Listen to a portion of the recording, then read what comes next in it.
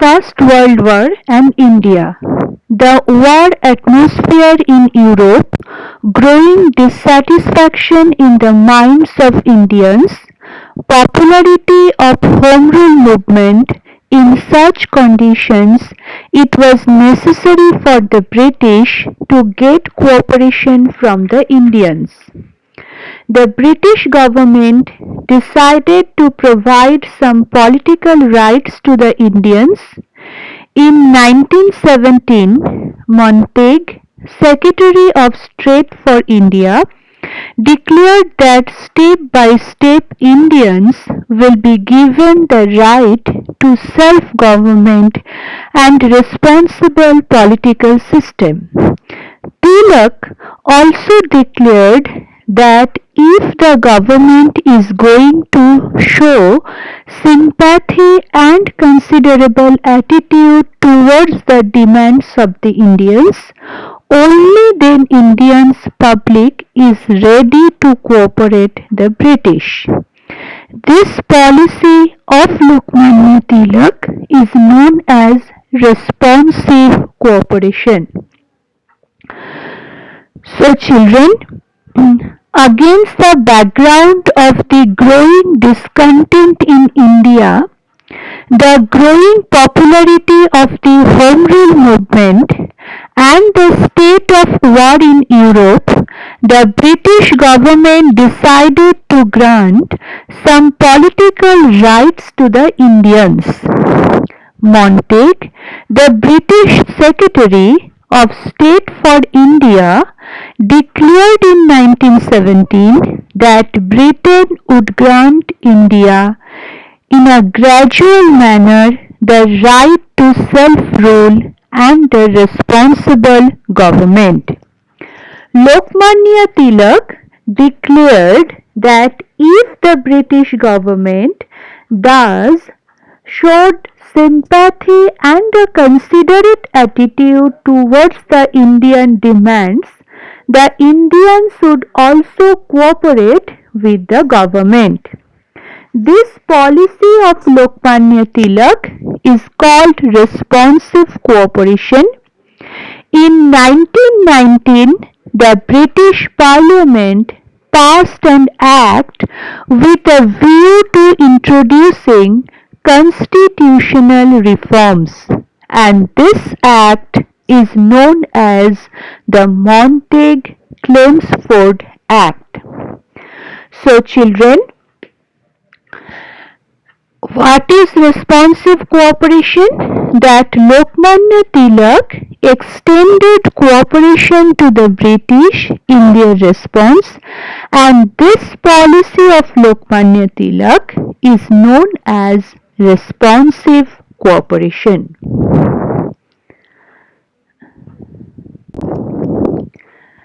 Now I would like to discuss the last part of the topic, that is Montague-Chelmsford Reform Act. In 1919, the British Parliament passed another act to bring constitutional reforms in India. This act is known as Montague-Chelmsford Reform Act.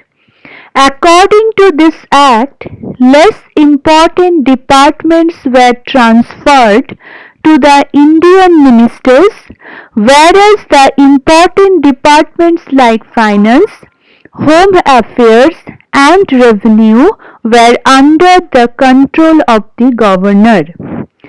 The 1919 Act did not give much exposure to the demand for responsible government of Indians. Everybody was disappointed due to this act. Tilak criticized the act in following words: "This is neither Swaraj nor its foundation." The Indians understood that if they have to subdue the British government, then the agitation needs to be more rigorous.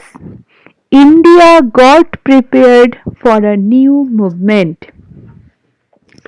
So children, According to this act means the Monte-Chelmsford Act, at the provincial level, some less important departments came to be transferred to Indian ministers, but important departments like finance, revenue, and home affairs were in the hands of the governor. It was expected by all that the 1919 Act would lay the foundation of responsible government in India. But in reality, the act was disappointing. Lokmanya Tilak criticized the act, saying that it was neither Swaraj nor its foundation.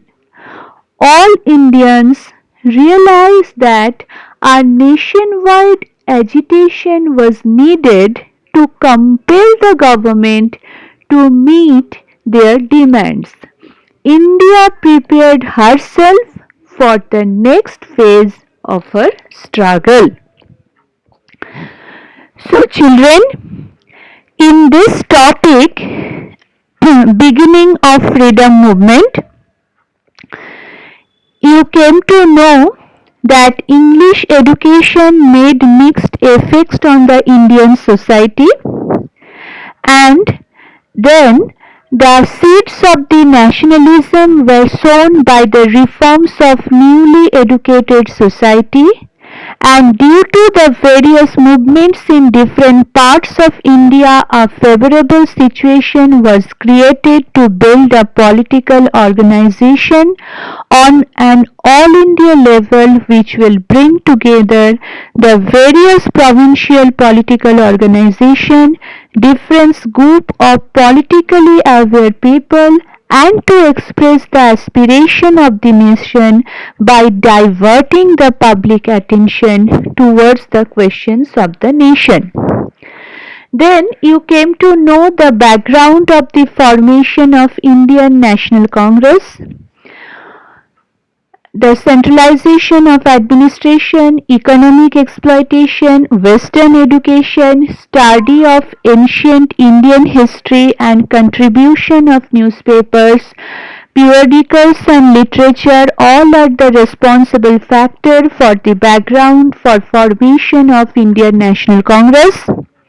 Then the establishment of the Indian National Congress and the objectives of the Indian National Congress were discussed.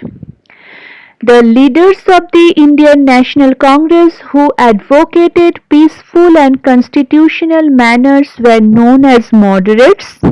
You came to know the moderate phase, which lasted from 1885 to 1905. And then the leaders of the Indian National Congress who believed in severe struggle to attain freedom were known as extremists. The extremist phase, it was from 1905 to 1920. Then you came to know the assassination of Rand. Rand in 1897, hundreds of people died in Pune due to epidemic of plague. An officer named Rand was appointed to bring the epidemic under control. The plague patients were searched out and oppressive measures were adopted.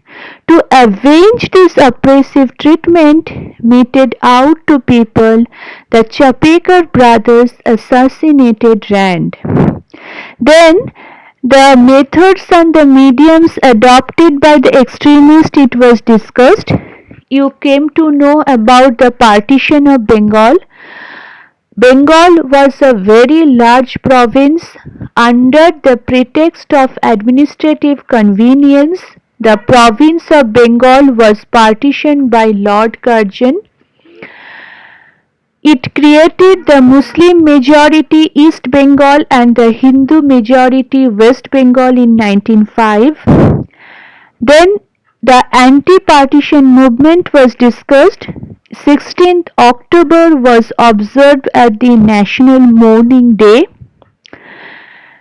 Then the Dadabhai, you came to know about Dadabhai Naoroji, the 4-point program of the Indian National Congress, the spirit of Indian National Congress, the suppression of the British, the establishment of Muslim League, Morley Minto Act, the provisions in the Morley Minto Act that increased the number of Indians in the Legislative Assembly.